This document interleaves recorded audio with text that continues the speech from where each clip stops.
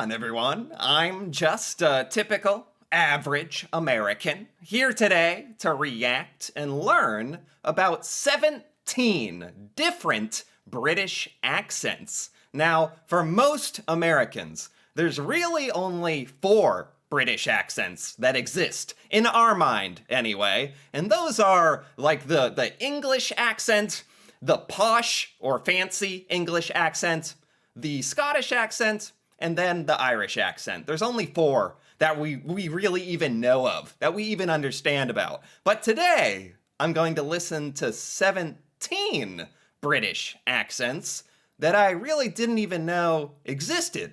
So I'm actually quite curious and excited to learn about what kind of regions these accents are from and what they sound like. And if I can kind of see the difference between the accents. I feel like as Americans, we also have a pretty hard time understanding other types of accents, even when it's the same language, you know? And maybe that's true in the reverse. I don't know if Brits have trouble understanding Americans at times. That's kind of interesting to think about. But anyway, let's take a look. 17 different British accents. What I'm speaking right now is RP, received pronunciation, or, your standard BBC English. Yes, right. This has a name. Received pronunciation. That's right. I forgot. This is standard, normal British accent. That's what us Americans think of when we think of a British accent.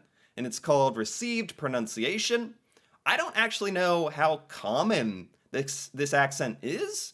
I feel like it's pretty common, just in general in England, I believe. But let's learn a little bit more about this, actually.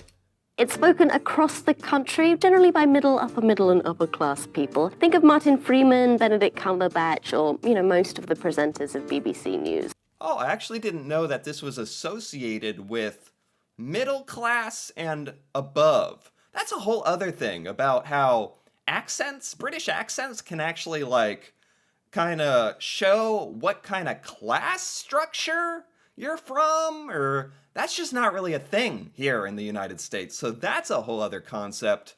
Associating accents with a financial or class status is totally different type of culture than we have here in the United States. It's actually fascinating. So, good evening. It's 9 o'clock and this is the news. I'm very important. Heightened RP is generally only spoken on film and television now. So think of Nell Card or the Dowager Countess in Downton Abbey. Oh, Gerald. Okay, I can tell. I don't know how to describe the heightened RP accent. This might be what I think of as the posh or fancy British accent, one of the 4 that Americans know of. So RP is standard. That's one. This might be the second one. I don't know if it gets even fancier, though. But I can tell the difference, just by the way she's speaking. It somehow sounds a lot more proper, like that. Even your mouth takes on a different shape while speaking it. I do love you, but you're so terribly, terribly poor. Now, London is the accent that most people outside of Britain can recognise. That classic lock, stock and 2 smoking barrels. Get out of my pub! Go on, get out of it! So that is a London accent? It's I know it's just the impression she's doing, but that's kind of what I have to go on. It's very loud, it's very aggressive. I don't know if that's just a stereotype or if that's just a normal imitation of what the accent is, but this is what I would call, most Americans would call this an exaggerated British accent. It's kind of weird because from time to time, I feel like Americans have heard some of these accents and we just kind of compartmentalize them in our mind. Oh, that's the fancy one. That's the over-exaggerated one. Oh, that's the normal one. And whereas they actually have distinct names and distinct areas of Britain that they're actually from. Shut it, you tart! East Anglia is a flat, boggy kind of place with a flat, boggy kind of accent. I'd love to give you an example of somebody that comes from there that speaks like this, but they all lose this accent as soon as they can. Stephen... I have never heard this accent before. I've But I've heard Stephen Fry talk. That's so crazy to me. I truly feel like, and I don't know why this is, Americans, like myself, really struggle to differentiate the uniqueness between all of the British accents, even though to British people, it's probably so obvious. But I don't know what it is. I feel like growing up in Britain gives you that ability, literally trains your ears to hear the differences easier. I can tell by the way her cadence, her rhythm of speaking is different. I can tell that. Fry's from Norfolk, but he doesn't speak like this because he's posh. Here's a kind of classic kind of East Anglia phrase. I done dropped my computer in the fan and it's broken. Now let's go across the island to the west. I done dropped my computer in the... That, I don't know, is that like... what is that equivalent to here in the United States? Like the South? Like, because there definitely are accents that have stigmas associated with them in the United States, and I think, of course, in Britain as well, especially when it tends to have... It shapes people's impression of your place in class and civilization structure based on how you talk and how well or proper you talk. It's very interesting. Country, which is a much rounder sound. It's farmland full of sheep and cows.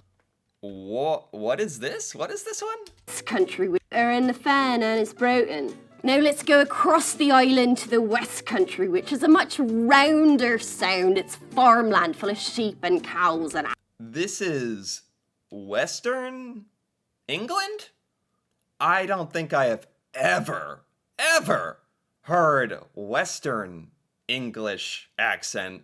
I don't know if this has a name. Apples. Think of like Sam Gamgee from The Lord of the Rings or Hagrid from the Harry Potter movies. Oh, Hagrid from Harry Potter. Well, I guess when she puts it that way, I always just thought it was just a difference in how people's voices and just speech patterns came across. I never realized Hagrid had an entirely different accent that was determined by like a region where he grew up in Britain. I just thought that's how Hagrid spoke, like his variation of a RP accent or something. I don't know. It's a little strange to think about. oh, you bloody kids, get off my land! Or, oh, Mr. Frodo, don't let him turn me into anything unnatural. And then when you go down to Cornwall, it gets a little bit more piratey. More piratey. She's doing a good job of kind of exaggerating the differences, so I actually can tell slight differences between these different British accents. It's actually pretty eye-opening. Oh, hoist the mizzen-mast, Squire Trelawney. Now, Southern Welsh is this great sing-songy kind of an accent. Think of Tom Jones or Richard Burton. You know, rage against the dying of the light. Bloody hell. Now, Welsh, most Americans don't even know where Wales is. That's just a sad fact. And most Americans, including myself, I'm not even familiar with what a Welsh accent would sound like. So this is actually really good. Burton, you know, rage against the dying of the light. Bloody hell, I love Dylan Thomas. Northern Welsh is where the singer Duffy is from. It's a breathy... Hold on, where are we now? We are just jumping all across Britain. It's awesome. People really sound quite different across the different parts of Britain. Much more different than I thought. Northern Welsh is where the singer Duffy is from. It's a breathier, thicker kind of an accent. And most people from there speak Welsh at home and English is a second language. So, you know, diolch yn fawr. This is literally like people in Wales who are speaking Welsh and have an accent. That's Northern Wales. That's fascinating. This accent... I'm so bad at accents. Like, I almost would have thought that was a Scottish or Irish accent or something. At home, and English is a second language. So, you know, diolch yn fawr. I would have thought it was like a Norwegian accent or something. I don't even know. Now, across the country to the West Midlands and Birmingham, it's a very nasal kind of an accent, mostly on account of all the industry that went on in that area. Cat Daly, who presents So You Think You Can Dance, is from there, and so is Ozzy Osbourne, you know. Ozzy Osbourne, yes. This just sounds like all the words are getting like cut off or super condensed. Somehow every word seems really shortened or something. Now, Sharon, where's the bloody remote? Yeah, that voice that he does isn't because of drugs, it's just where he's from. Do you have to talk really fast if you're from here as well? Is that part of the accent? Scouse is your classic Liverpool accent. The Beatles are from there, and so's Paul McGann. They were also made European Capital of Culture a couple of years ago by the EU, so don't tell me they're not cultured, alright? Up into... Oh my gosh, this is where, like the Liverpool accent, that's where, I'm listening as hard as I can. I'm just having trouble hearing a significant difference between that and like an RP accent. As strange as that sounds. And I swear it's just because I didn't grow up listening to a whole bunch of different British accents throughout my life. And I've somehow lost the ability to hear those different sort of details or pitches or whatever it is. Lancashire, and think of Christopher Eccleston or most of the cast of the Downstairs in Downton Abbey. Daisy, get those buns out the oven before they burn. Oh, Mr. Bates. So, across This one is very pleasant. I like this. the Pennines to Yorkshire, it's a much kind of flatter accent from Lancashire, and they cut off a lot of the words. So Okay. I'm going to pub up hill. Think of Sean Bean from Lord of the Rings or Game Okay. of Thrones. Okay. One does not simply walk into Mordor. So in Northumberland and Newcastle, he's speaking a Geordie. How I'm just now realizing a question I have. How are there so many accents? Is it Britain is not that gigantic of an area, especially compared to like the area of the United States, for instance. And yet it seems like Britain has way more variation in accents than the entire United States, or at least as much difference. The US has some pretty big variation, all sorts of accents. Boston accent, New York accent, Texas accent, Southern accent. There's actually a ton of accents. But that kind of makes sense because the US is enormous. People get pretty spread out and start talking in their own way over the course of history. But somehow in Britain, there's not as much space between all these places, and yet there's still an enormous variation in how people speak. It's amazing. I'm shocked that actually happened. And this is how it actually is with like 17 or more different accents. accent. So, think of the Geordie Shore or Carol Cole. Remember, she got fired from the X Factor because nobody could understand a word she was saying. Or Billy Elliot. All I want to do is dance bally, but me dad makes me box. Edinburgh's... That's definitely a unique one. Some of these, yeah, I swear, as Americans, we only hear Scottish, Irish, English, and posh English. That's like the 4 categories. I'm trying to break out of that.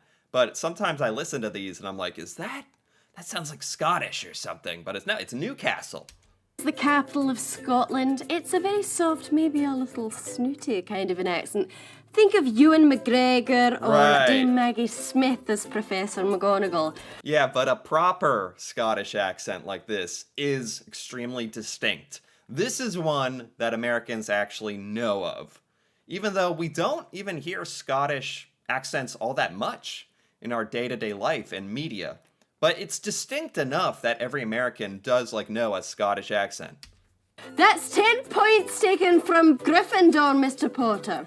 Glasgow is a much thicker kind of an accent. Billy Connolly and Peter Capaldi are both from there. They cut Yes, the thick Scottish accent is unmistakable and it's glorious. off a lot of the words, so I haven't any butter, so I've got to go to the shop, And so up to the... But I still swear a lot of Americans, some Americans, would even confuse British accent with Scottish accent, which is what I've done that several times in this video already, actually. very north to the Highlands of Scotland. Oh. Think of Amy Pond from Doctor Who, or Okay. maybe Sir Robert Burns. The best laid plans of mice and men, gang after glee.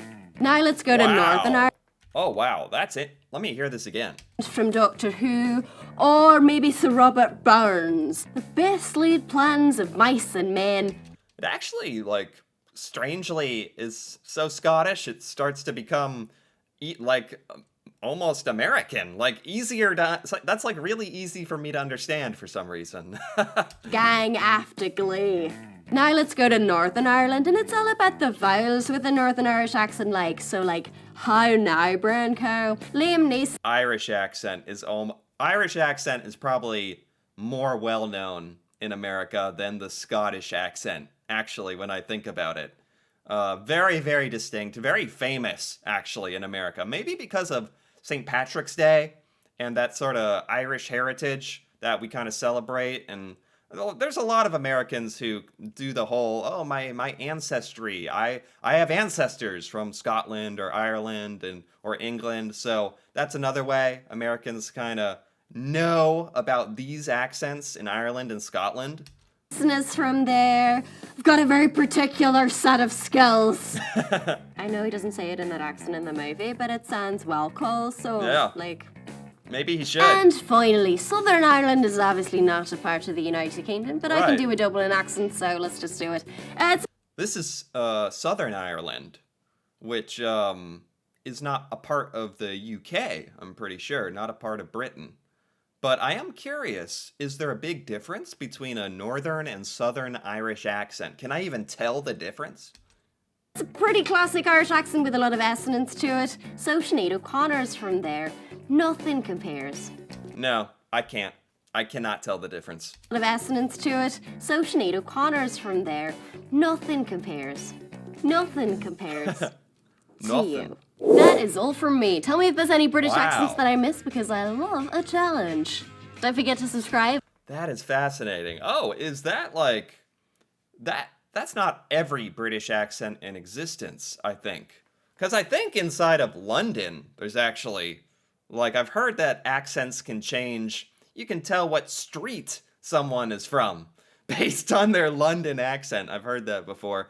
But that's crazy. This was 17 British accents. That was impressive. I don't know how accurate her imitations were of the accents, but this was really helpful and actually pretty impressive. This was by Angliophenia, and I gotta give that a like, because that was actually super enjoyable, pretty educational. I feel like I have a slightly better grasp on the diversity of accents, and due to the different regions of Britain, and she was actually talking about different class structure and accents, although we didn't really touch on that very much. But I think just being more aware of all these accents and hearing them, some of them, for the first time, is a good first step to me eventually, like, actually maybe knowing, like, the different accents within Britain better and by name, and literally by hear someone talk and know what region they're from. I'm a long ways from that, and this was just kind of a fun first step to getting introduced to a lot of these British accents. It's crazy how many they are. I know I said that, but it really is crazy how many. And man, as an American, how difficult it can be. I never realized till I was listening how difficult it can be to differentiate between these accents. I assume Brits can hear the difference pretty easily, but I'd be curious about that. Anyway, I enjoyed this quite a bit. If you enjoyed this as well, feel free to give this video a like or leave a comment, perhaps with your thoughts on these accents, if you can tell the difference between these accents, if there's accents that are more well known that she missed, or any of that would be fascinating. And if you're interested in more videos like this, me reacting to Britain and British culture, feel free to subscribe for more. And until then, thanks for watching, and see you next time.